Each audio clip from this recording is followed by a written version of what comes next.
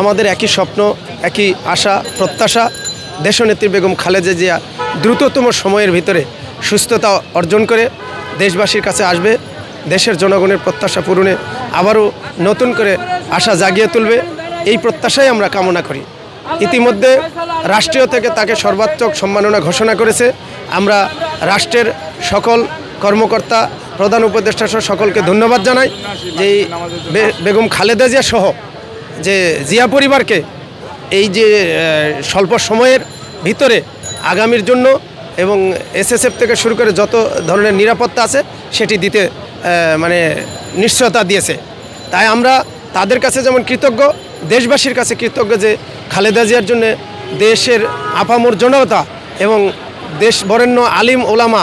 বহির্বিশ্ব ধর্ম বর্ণ নির্বিশেষে সকলেই দোয়া করেছেন খালেদা জিয়া দ্রুত সুস্থ হয়ে আমাদের মাঝে ফিরে আসেন এবং খুব শীঘ্রই তারেক রহমানও